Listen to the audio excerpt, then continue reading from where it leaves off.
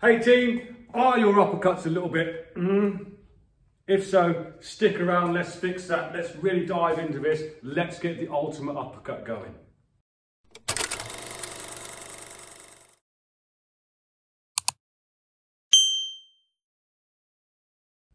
Hey guys, welcome back to the channel. Welcome back to the Sweet Science. Uppercuts. If you're a beginner boxer, there's a huge chance that they're feeling a little bit naff, and there's a huge chance you're doing things like this, dropping the hand down, dropping the hand. It's a common beginner mistake. Jab, cross, hook, drop the hand, and kind of whip this in from here. These are difficult punches to get right, but once you've got it, they are some of the best punches ever. So let's dig into this. Let's make sure we're doing it correctly. So here's a common problem. As a pad holder, I want to hold the pad center line, roughly yours or my chin height. So what a lot of people do, they see the pad here and they drop their hand to punch up. Okay? I'm not even talking about structure behind the punch at the moment. Here's the pad, it's about my chin height, and we get this happen. So what we've got to do, we've got to get our hand underneath the target without dropping our hand. And everything comes from the legs, guys. So that's a bit low, so I won't do it on there. So rather than be here and drop the hand and throw it up, because let's face it, a good boxer sees you drop the hand the first time, he's going to throw a left hook at you all day long. Okay? So rather than drop the hand to get up, the hand stays on the chin, we drop. I know I just moved that as well, it's very difficult to keep that the same height. We level change, and then we drive from there. And what we get, instead of this, we get drop, drive. So, let's have a little look at an exercise that can help you get this right. So, first thing we're going to do, this might sound stupid. If you do this for me, I guarantee this improves your uppercuts on both sides.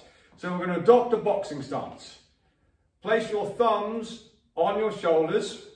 Okay, make sure you have a good toe heel alignment, soft knees. Turn your lead hand or your lead elbow so it's pointing out to the front, and we're just going to make sure first that we are getting these rotations going from here. Okay, notice my feet. If I try and keep my feet planted, if I do it from the side, you'll find that you probably start leaning like this. Look, my head is above my hips. Back foot's lifted, front foot's lifted, back foot's lifted, front foot's lifted from there. You want to keep as balanced as possible. Remember, balance is a key thing in boxing. So I'm here, rotating. Next thing, once we've done that, I suggest you do that for a minute or so. Next thing, as I'm coming back, I'm going to do a little squat, rotate, squat, rotate, squat, rotate. Notice from the side, I'm not going pushing myself forwards, okay, got my rotations going, squat, rotate. Yeah, there's an element of weight transfer, I understand that. Weight's more on the back foot, weight's more on the front foot. What I'm not doing is going like this.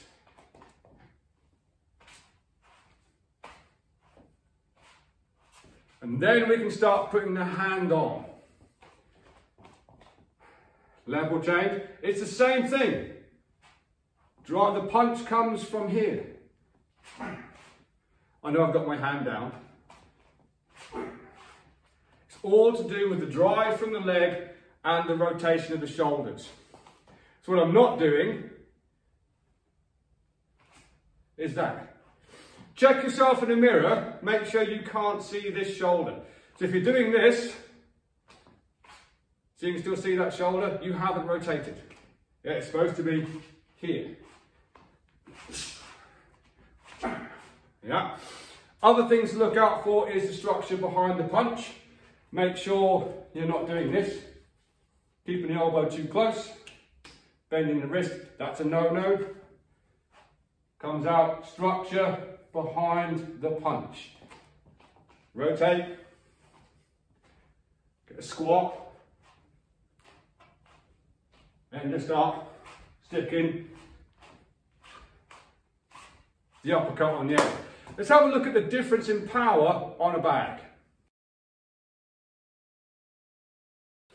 Right, so I know this is actually a little bit low, so I'm not going to squat down here to get underneath the target, because that would be silly. I would hope that I wouldn't be fighting someone this high.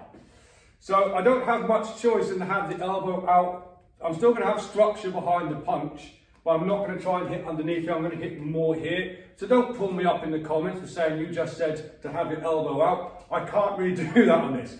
So this would be more like an uppercut like this. But if I just drop my hand and throw, yeah, so I'm from here. Let's say I'm going to do a jab uppercut. Right, so jab,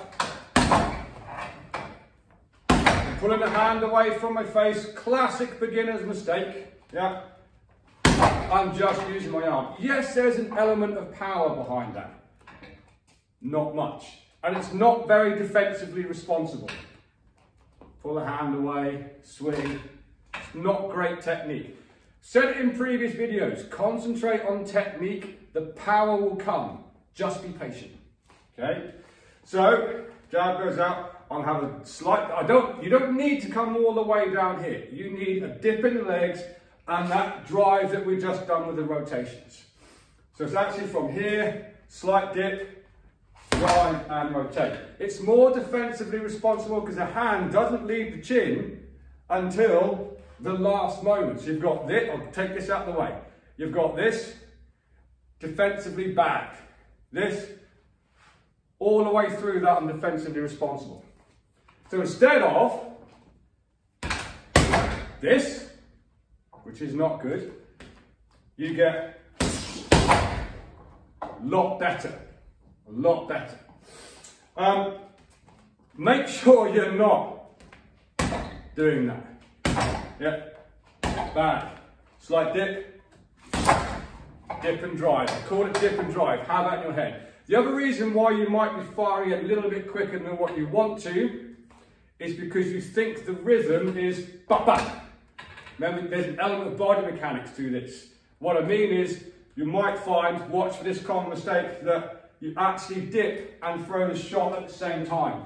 See it all of the time. Classic. Yeah. You have in your head, I've got to dip and drive. So you know you've got to bend your legs, but you start punching too early and you get this happen.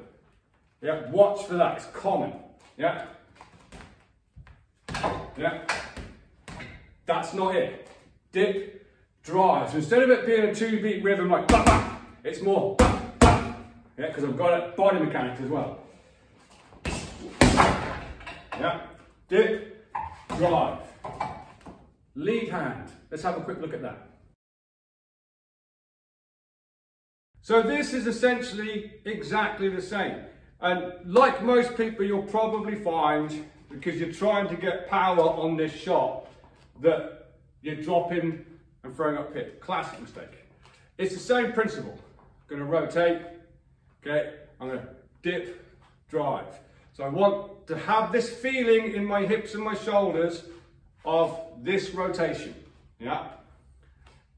Don't try and squat all the way down because you're probably going to bust your knee out, okay? So rotate, slight dip, slight dip, slight dip, and to start putting that hand on the end. There's an element of snap in the shoulder as well. Classically, is the arm just does this, yeah? If you notice, I kind of whip that shoulder forward. We call it scapular release.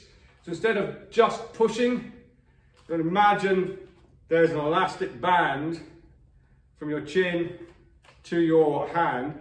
And yes, the hand has to come away from the chin. Don't turn around and come and say, but you took your hand away from the chin.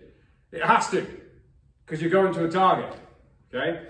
It has to come away from the chin at some point. It's not just here and then up and nice and close. There's an element where you stretch. Imagine you have that band. If it was just nice and loose, let it go, it's going to go blip. Okay, stretch it, fire it. Same thing. So I'm going to have my rotations, my dip, and I'm going to stretch that band and fire that shot at the end. One other little detail. Remember, An uppercut goes up. Yeah? That's a hook, that's a hook, that's a hook, that's an uppercut. Yeah, that's a hook. If your hand is doing that, that's a hook. Yeah? So when you hear that hand come straight up the middle, imagine there's a drain pipe, you try to get your whole hand up the middle from there. Dip and drive. So let's have a look on the back. Again, this won't be perfectly placed just because of the height of the badge. It'll be a little bit different to what we just said.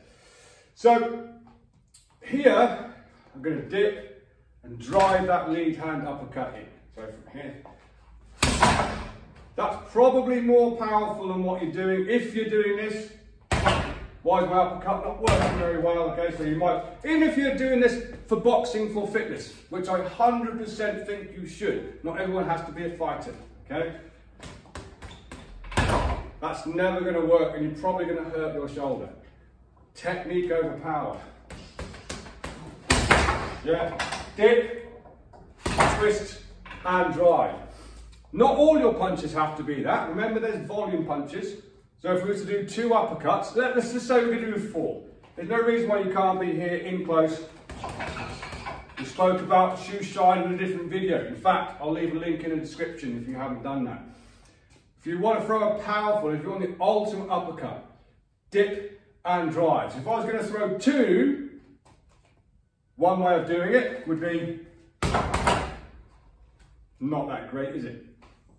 Dip, drive, dip, drive. So we have this. It's okay, to a degree. Probably not best.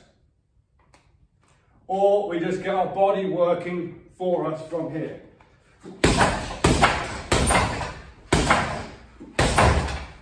And that's the key thing. Then you can start putting some head movement in. Bump, bump, bump, bump. And really work your close range game from there. There we go, team, uppercuts. There's a lot more to it than that. This could be a whole seminar on uppercuts. And of course, that would go on forever and you get bored of hearing me speak. I get bored of hearing me speak, so I understand why you do as well. However, what I want you to do, first off, let me know if you're having problems with uppercuts. And secondly, try these drills. Okay, do your rotations. Make sure you get the feel for that. Then do a little squat. Making sure you're bending your legs, not your waist. And then just start loosely, put a hand on from there. Let me know how you find that. And also let me know if it's improved your uppercut. If it has, give me a thumbs up in the comments. Until next time, train safe, train hard, train consistently, and I'll see you soon.